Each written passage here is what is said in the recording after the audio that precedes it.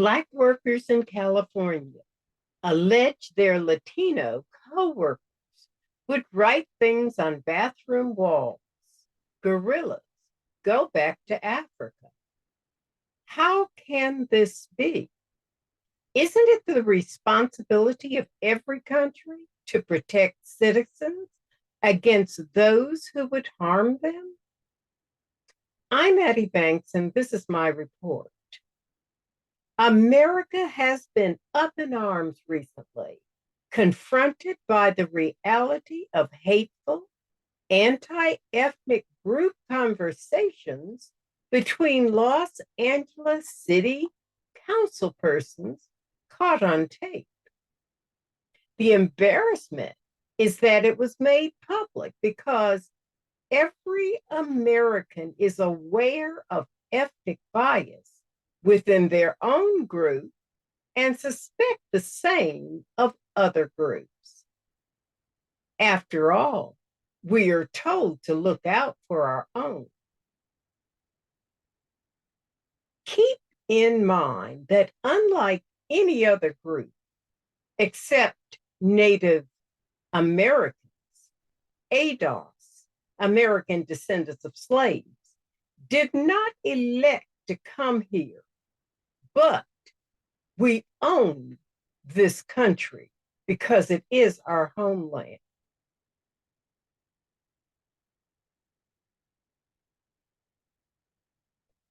Josh Rogers wrote for Afrotech, published August 24th, 2022. He wrote, "If I Know You Lying was a situation, it would be one where Black employees are the constant target of racism, discrimination, and blatant disrespect. There is no secret that America has a problem. Shoot, the world has a problem with Black people, deeply rooted in inaccurate tropes, systems created for oppression, and perspectives shaped around negativity. Black people constantly have to figure out how to navigate spaces not designed for their success. And while many are aware of the treatment mentioned above, that can sometimes happen from white people to Black people. The LA Times recently reported that workplace abuse toward Black people is being more rampant among Latina colleagues. Latinas make up 19% of the United States population and 39% in California. Several lawsuits were brought before the United States Equal Employment Opportunity Commission, EEOC, that claim supervisors at Cardinal Health and Ryder Integrated Logistics, in addition to their staffing firms, regularly disregarded harassment made in Spanish and English at their Inland Empire warehouses. In addition to ignoring the harassment, court documents state that Black employees were given more demanding jobs, were not provided training, and did not receive adequate professional development. Leon Simmons, a former Cardinal Health employee, was initially hired to drive a cherry picker for $14 per hour. Then a less experienced Latino worker was given the job, and Simmons became a floor picker for $12 an hour. Simmons constantly complained and said that his Latina supervisor would force him to clean up trash, while others would be sent home at the end of the day. In addition to the unfair work practices, he specifically recalled racist incidents that receive little or no correction. Quote, they write stuff on the bathroom walls. Gorillas go back to Africa. The Black workers would cross it out. 2 days later, it would be right back, Simmons explained. Interviews with Blacks in the lawsuits revealed that they experienced racist insults and slurs from Latina coworkers and management staff. Based on court findings, one of these consistent slurs was the Spanish slang for the N-word, emyate. Quote, they said it in English, they said it in Spanish all the time, Leon Simmons explained to the LA Times. When they look you right in the eye and call you the N-word to your face, that's dehumanizing. Black Californians detail racism they allegedly face from Latina co-workers following massive race-based suits. Emma Colton wrote for Fox News, August 23rd, 2022. Benjamin Watkins reported that a group of Latina women laughed when one said, hey, monkey, yeah, you, and waved a banana in her hand at the Moreno Valley warehouse. Quote, we're seeing an increase in larger race harassment cases. Anna Park, regional attorney for the Equal Employment Opportunity Commission of Los Angeles District Office said. The nature of them has gotten uglier. There's a more blatant display of hatred with the N-word, with imagery, with nooses, all the violence you're seeing in the news, it is manifesting in the employment context. Quote, 2 decades ago, discrimination was viewed as a black-white paradigm, Park told the LA Times.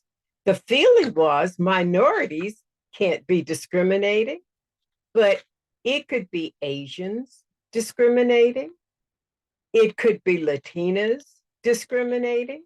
Regardless of what color you are, you don't get a free pass. Many Black employees felt that they had to quit due to intolerable working conditions created by a hostile work environment.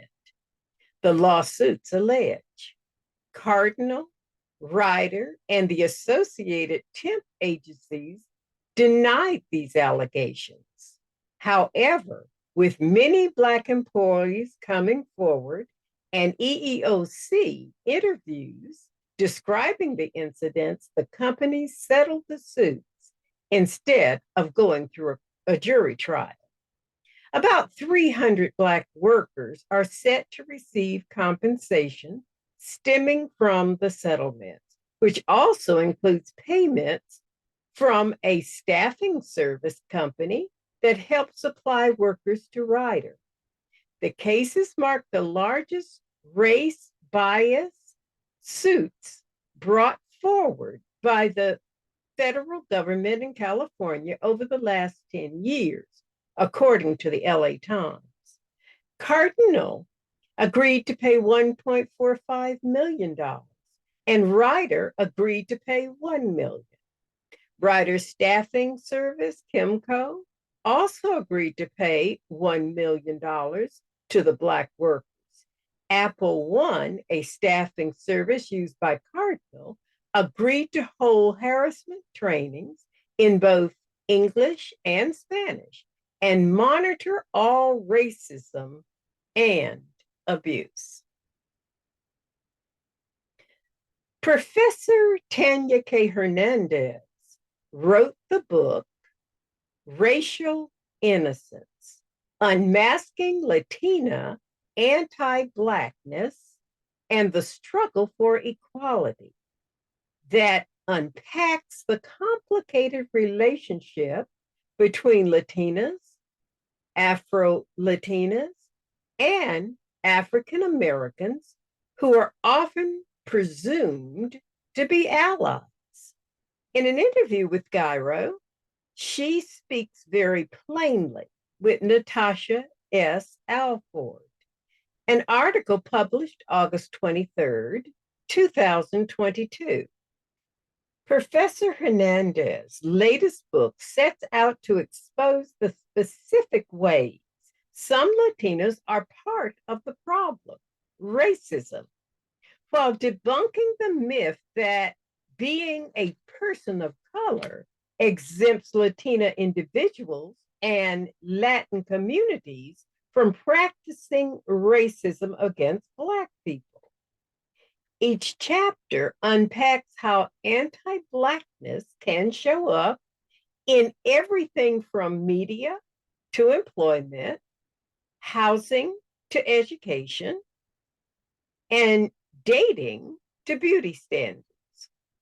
Quote, Latinas themselves don't like to admit that we harbor anti-Blackness bias, that we are part and parcel of systems of racism, both within Latin America, the Caribbean, and in the United States, Professor Hernandez states.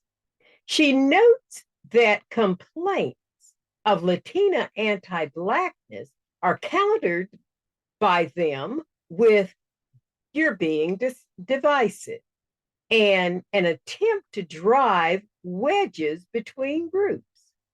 As a result, the real harm that Black people within and outside of Latino communities are overlooked. She recalls the news stories of the Puerto Rican woman who attacked a Black boy in a hotel lobby in 2020, falsely accusing him of stealing her cell phone, and the 2016 fatal shooting of Black cafeteria worker Philando Castile by a Latino officer during a traffic stop. Quote, within the United States, discrimination is a very particular narrative. The narrative is that this is something that white, Anglo, English-speaking Americans do to Black Americans, not anything else. But the law professor blasts that narrative as both untrue and historically inaccurate. She points out that the majority of Africans, approximately 90%, that were stolen and trafficked during the transatlantic slave trade were not sent to the United States, but to the Caribbean and Latin America, including countries like Dominican Republic, Cuba, Brazil, and Puerto Rico, meaning that these societies practice race-based chattel slavery and prized white European colonizers as the top of the social caste system. Think about that. Even after slavery was abolished in these Latin and Caribbean countries, anti-Black sentiment and segregation still existed, even if they were not legislated in the same way. Quote, within Latin America, in the Caribbean, there were Jim Crow segregation. Professor Hernandez reports it was customary law. The state dedicates financial resources to policing and regulating white-only spaces. Professor Hernandez says that to this day, there are many restaurants, clubs, and public spaces in Latino communities that are hostile to Black people of all backgrounds, including Afro-Latinos who may themselves speak Spanish or are supposed to be in-group members. She cites a Latino Denny's restaurant in Miami, where the manager refused to serve a majority group of Black patrons, claiming the kitchen was closed, despite serving other patrons. In another instance in New Mexico, a Latina cashier accused a Black American customer of paying with counterfeit bills, but unknowingly accepted the same money from his non-Black Latina wife, who returned to the store later to make a purchase. In both cases, the Black plaintiffs won settlements. For many Latinos who grow up in multicultural communities and households, a fact that's held up as evidence that most Latinos couldn't possibly be racist. Professor Hernandez says anti-Blackness is also expressed in personal and intimate ways, even against their own darker family members. When it comes to Latino racism, the family is the scene of the crime, she writes, noting common phrases across Latin cultures that mean bad hair in reference to African hair textures and advance the race by marrying white or a light-skinned partner. Quote, it's no longer just about an attitude. These are the people who are excluding folks from being able to purchase homes, from getting pay raises, from being hired. These are systems of racism. And when Latinos are actively engaged in excluding Blackness, whether it's from Afro-Latinos, Afro-Americans, Africans, or other persons from the African diaspora, they are part of the problem of racism. Before my comments, I will read just one statement from a responder to this article. He writes, if you think the author is wrong, just do yourself a favor and read any 20 comments randomly.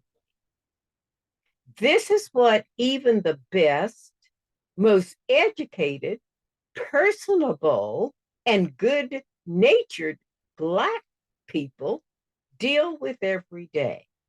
And I'm not talking about the lifetime welfare group. I'm talking about upward mobile college graduates actually trying to achieve something. Comments don't lie about the negative energy sent towards a certain community. And yes, they can feel it and will react to it just as you would. America, the racist nation.